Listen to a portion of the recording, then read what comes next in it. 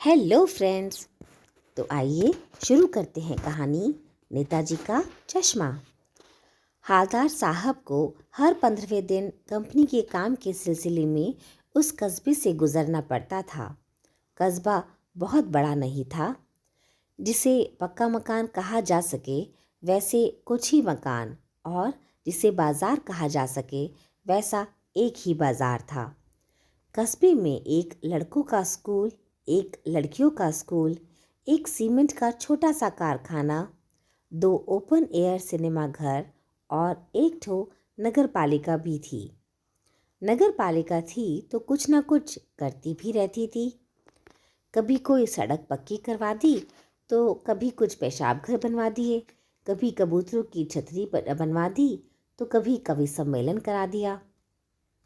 इसी नगर पालिका के किसी उत्साही बोर्ड या प्रशासनिक अधिकारी ने एक बार शहर के मुख्य बाजार के मुख्य चौराहे पर नेताजी सुभाष चंद्र बोस की एक संगमरमर की प्रतिमा लगवा दी।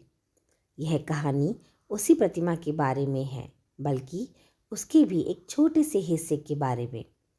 पूरी बात तो अब पता नहीं, लेकिन लगता है कि देश के अच्छे मूर्तिकारों की जानकारी नहीं होने और अच्छी मूर्ति की लागत अनुमान और उपलब्ध बजट से कहीं बहुत ज़्यादा होने के कारण काफ़ी समय ऊहापोह और चिट्ठी पत्री में बर्बाद हुआ, और बोर्ड की शासनावधि समाप्त होने की घड़ियों में किसी स्थानीय कलाकार को ही अवसर देने का निर्णय किया गया होगा। और अंत में कस्बे के इकलौते हाई स्कूल के इकलौते ड्राइंग मास्टर मान सिंह ड्राइंग मास्टर, मान लीजिए मोतीलाल जी को ही काम सौंप दिया गया होगा, जो महीने भर में मूर्ति बनाकर पटक देने का विश्वास दिला रहे थे। जैसा कि कहा जा चुका है, मूर्ति संगमरमर की थी। टोपी की नोक से कोट के दूसरे बटन तक कोई 2 फुट ऊंची, जिसे कहते हैं बस्ट, और सुंदर थी। लेकिन नेताजी सुंदर लग रहे थे, कुछ कुछ मासूम और कमसिन। फौजी वर्दी में मूर्ति को देखते ही दिल्ली चलो और तुम मुझे खून दो वगैरह याद आने लगते थे। इस दृष्टि से यह सफल और सराहनीय प्रयास था। केवल एक चीज़ की कसर थी जो देखते ही खटकती थी। नेताजी की आंखों पर चश्मा नहीं था। यानी चश्मा तो था, लेकिन संगमरमर का नहीं था। यह सामान्य और सचमुच के चश्मे का चौड़ा काला फ्रेम मूर्ति को पहना दिया था।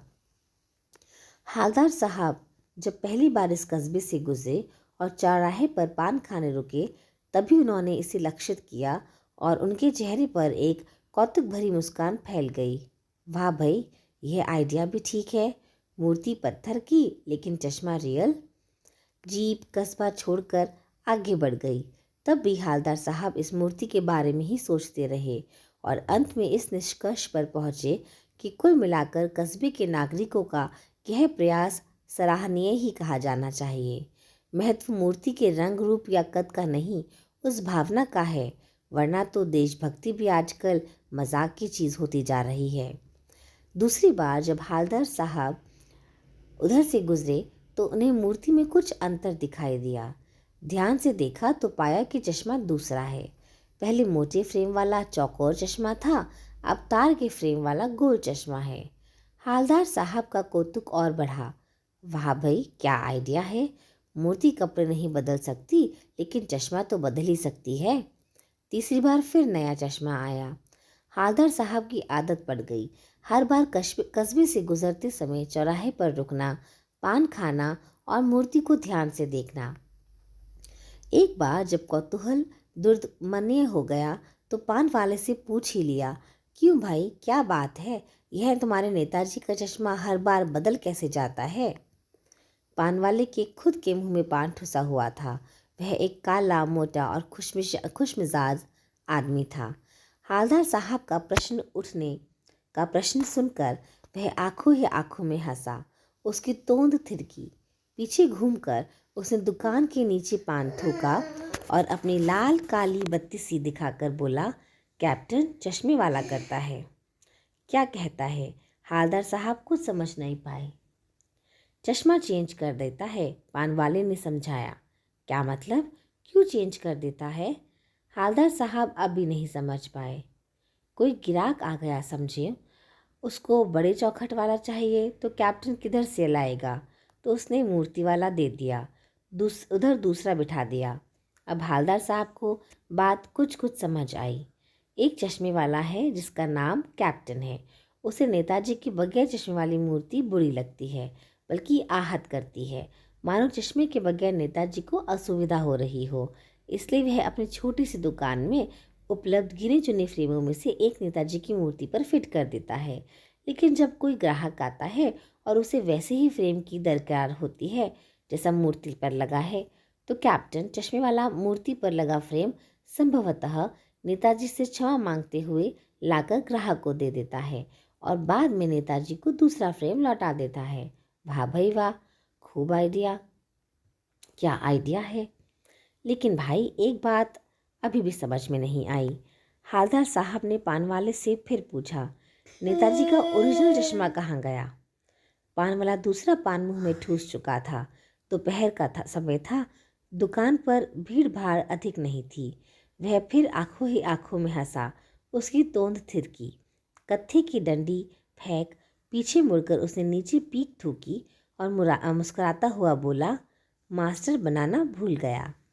पान वाले के लिए यह एक मज़ेदार बात थी, लेकिन हालदार साहब के लिए चकित और द्रवित करने वाली। यानी वह यह ठीक ही सोच रहे थे। मूर्ति के नीचे लिखा, मूर्तिकार मास्टर मोतीलाल। वाकई कस्बे का अध्यापक था। बेचारे ने महीने भर में मूर्ति बनाकर पटक देने का वादा कर दिया होगा। बना भी ली होगी, लेकिन पत्थर में पारदर्शी चश्मा कैसे बनाया जाए, कांच वाला, यह तय नहीं कर पाया होगा। या कोशिश की होगी और असफल रहा होगा, या बनाते समय कुछ और बारीकी के चक्कर में चश्मा छूट गया होगा, या पत्थर का चश्मा अलग से बनाकर फिट किया गया होगा और वह निकल गया होगा। उफ! हालदार साहब को यह सब कुछ बहुत विचित्र और कौतुक भरा लग रहा था। इन्हीं ख्यालों में खोए खोए पान के पैसे चुकाकर चश्मे वाले की देशभक्ति के समक्ष नतमस्तक होते हुए वह जीप की तरफ चले। फिर रुके, पीछे मुड़े और पान वाले के पास जाकर पूछा, क्या कैप्टन चश्मे वाला नेताजी का साथी है या आज़ाद हिंद फौज का भूतपूर्व सिपाही?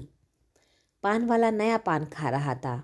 पान पकड़े अपने हाथ को मुंह से 1.5 इंच दूर रखकर उसने हालदार साहब को ध्यान से देखा, फिर अपनी लाल काली बत्ती सी दिखाई और मुस्कुरा कर बोला, नहीं साहब, वो लंगड़ा क्या जाएगा फौज में, पागल है पागल। वो देखो वो आ रहा है, आप उसी से बात कर लो, फोटो वोटो छपवा दो उसका कहीं। हालदार साहब को पान वाले द्वारा एक देशभक्त का इस तरह मजाक उड़ाया जाना अच्छा नहीं लगा। मुड़कर देखा तो अवाक रह गया। एक बेहद बूढ़ा मरियल सा लंगड़ा आदमी, जिस पर गांधी टोपी और आंखों पर काला चश्मा लगाए, एक हाथ में एक छोटी सी संदूक जी और दूसरे हाथ में एक बांस पर टंगे बहुत से चश्मे लिए अभी अभी एक गली से निकला था और अब एक बंद दुकान के सहारे अपना बांस टिका रहा था। तो इस बेचारे की दुकान भी नहीं लगी, फेरी लगाता है। हालदार साहब चक्कर में पड़ गए। पूछना चाहते थे, इसे कैप्टन क्यों कहते हैं, क्या यही इसका वास्तविक नाम है? लेकिन पान वाले ने साफ बता दिया था कि अब वह इस बारे में और बात नहीं करने को तैयार। ड्राइवर भी बेचैन हो रहा था, काम भी था। हालदार साहब जीप में बैठकर चले गए। 2 साल तक हालदार साहब अपने काम के सिलसिले में उस कस्बे से गुजरते रहे और नेताजी की मूर्ति में बदलते हुए चश्मों को देखते रहे।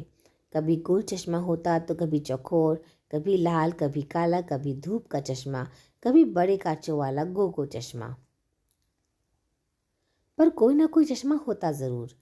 उस धूल भरी यात्रा में हालदार साहब को कौतुक और प्रफुल्लता के कुछ क्षण देने के लिए। फिर एक बार ऐसा हुआ कि मूर्ति के चेहरे पर कोई भी कैसा भी चश्मा नहीं था। उस दिन पान की दुकान भी बंद थी।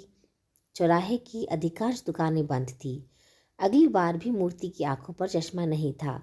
हालदार साहब ने पान खाया और धीरे से पान वाले से पूछा, क्या क्यों भाई, क्या बात है, आज तुम्हारे नेताजी की आंखों पर चश्मा नहीं?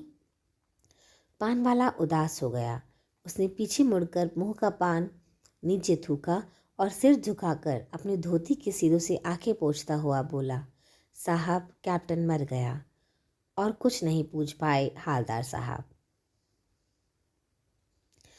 कुछ पल चुपचाप खड़े रहे, फिर पान के पैसे चुकाकर जीप में आ बैठे और रवाना हो गए। बार बार सोचते, क्या हुआ उस कौम का जो अपने देश की खातिर घर गृहस्थी, जवानी, जिंदगी सब कुछ होम देने वाले पर भी हंसती है और अपने लिए बिकने के मौके ढूंढती है। दुखी हो गए। 15 दिन बाद फिर उसी कस्बे से गुजरे।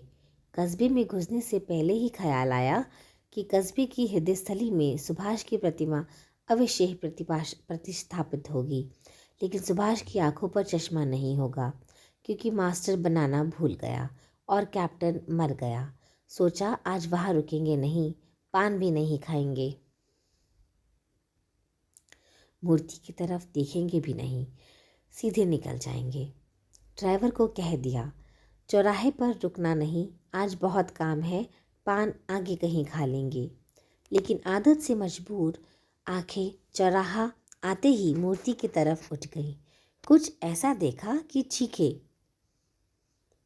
रोको। जीप स्पीड में थी। ड्राइवर ने जोर से ब्रेक मारे। रास्ता चलते लोग देखने लगे।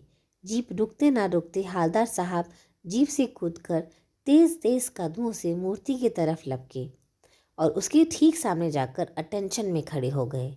मूर्ति की आंखों पर सरकंडे से बना छोटा सा चश्मा रखा हुआ था,